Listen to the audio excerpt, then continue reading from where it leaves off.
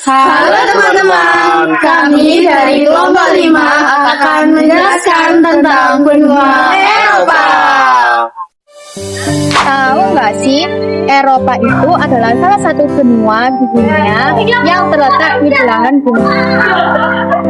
Eropa disebut sebagai benua yang maju karena banyak dari negara yang memiliki perkembangan teknologi dan pendidikan yang tinggi.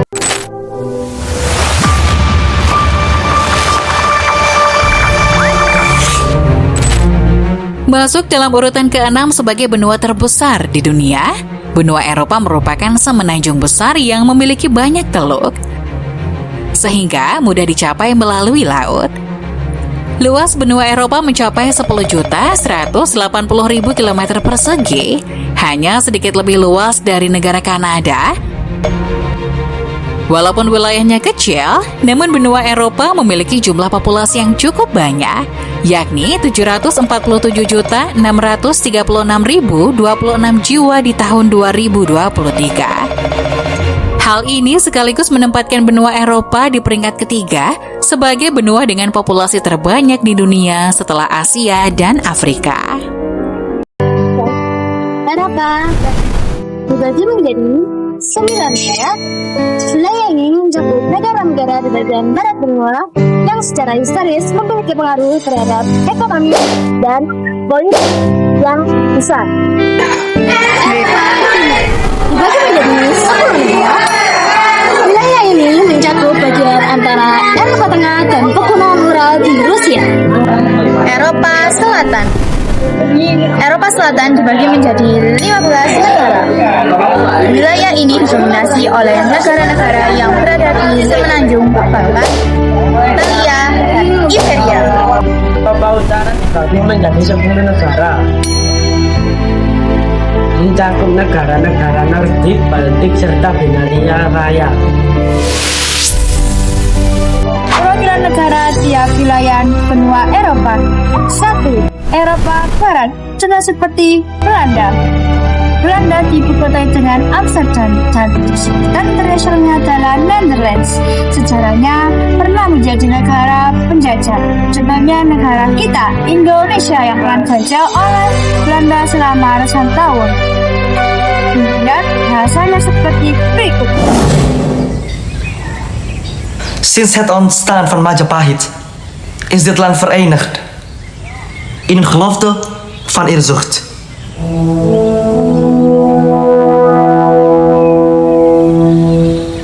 Als Schoon Majapahit uit elkaar is gevallen, heeft zijn vuur van bezieling. Keseharian masyarakat Belanda. Masyarakatnya disiplin dan lebih banyak menggunakan sepeda daripada mobil. Dan untuk mata pencahariannya adalah industri, perdagangan, dan pertanian modern. 2. Eropa Timur. Contohnya seperti Rusia. Rusia diibukotai dengan Moskow. Untuk sebutan internasionalnya tetap Rusia. Sejarahnya, Rusia berkembang dari kerajaan-kerajaan kecil, kemudian menjadi negara besar yang kuat dan berpengaruh di dunia hingga sekarang. Bahasa Rusia seperti Лес приходит сказка, снег как чистый лист, в разноцветных красках искупалась кисть.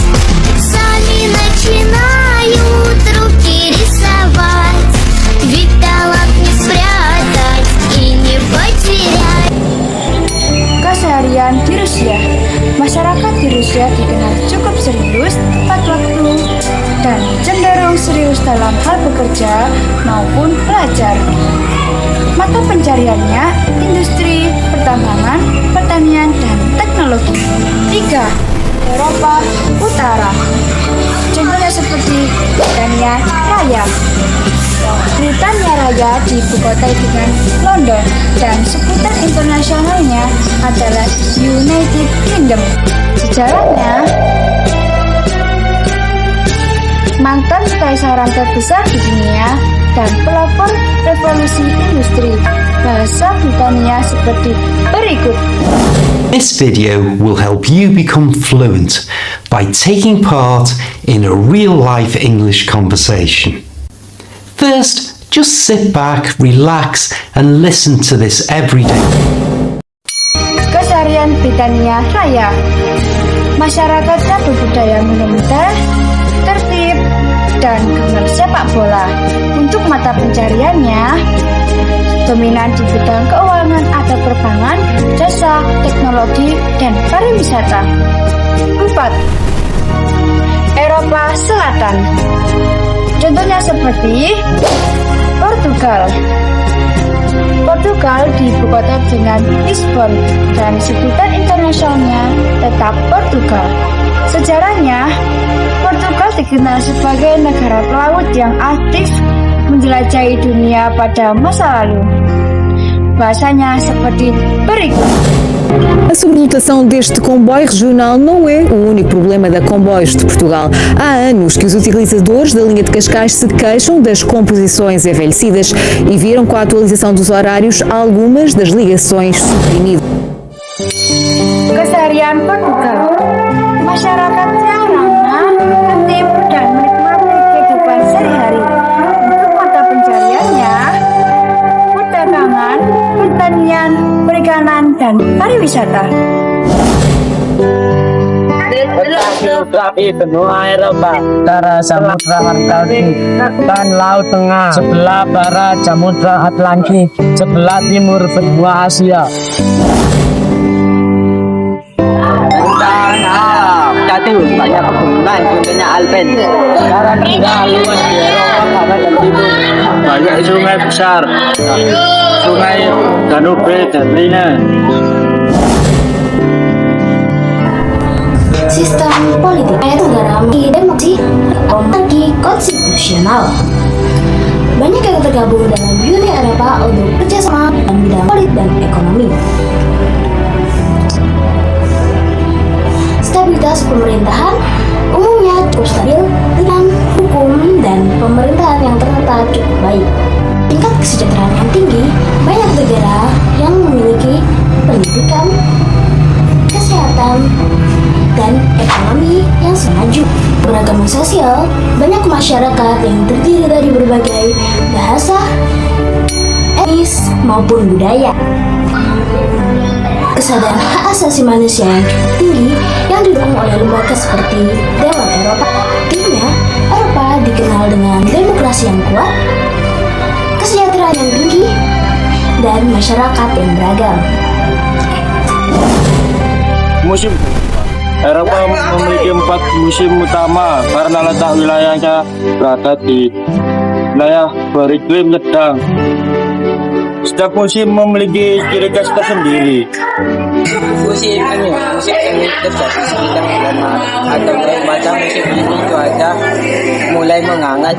Setelah musim dingin, tumbuhan dan tumbuh bunga bermekaran dan pohon-pohon lagi berhijauan lagi. Musim panas dari sekitar bulan Juni Agustus ini adalah musim paling hangat, bahkan bisa cukup panas di beberapa negara. Hari terasa panjang dan banyak orang manfaatkan waktu ini untuk liburan. Musim gugur terjadi pada bulan September-November. Daun-daun mulai berubah warna menjadi kuning, oranye, merah, lalu berguguran. Suhu mulai menurun, tanda bahwa akan masuk musim dingin. Musim dingin terjadi pada bulan Desember Februari, sangat dingin, bisa sampai 0 Celcius. Hal-hal menarik di benua Eropa. 1. Banyak bangunan bersejarah contohnya seperti Menara Eiffel dan Colosseum. 2. Pusat seni dan budaya contohnya seperti Louvre Museum. 3. Bahasa dan budaya beragam. 4. Alam indah contohnya seperti pegunungan Alpen dan aurora borealis. 6. kerjasama antar benua Eropa. 1. Ada Uni Eropa. Kerjasama di bidang ekonomi, politik, dan perdagangan. Contohnya penggunaan mata uang euro dan perdagangan bebas antar negara. Yang kedua, ada NATO. Kerjasama di bidang pertahanan dan keamanan antar negara Eropa dan sekutunya. Yang ketiga, ada Perserikatan Bangsa-Bangsa atau PBB. Kerjasama di bidang pertahanan dan keamanan, bantuan kemanusiaan dan kerjasama global. Yang keempat, ada Dewan Eropa. Fokus pada hak asasi manusia, demokrasi, dan hukum. Terima kasih sudah menonton. Semoga bermanfaat dan maaf jika ada salah kata. Wassalamualaikum warahmatullahi wabarakatuh. One is the loneliest number that you'll ever do. Two can be as bad as one. It's the loneliest number since the number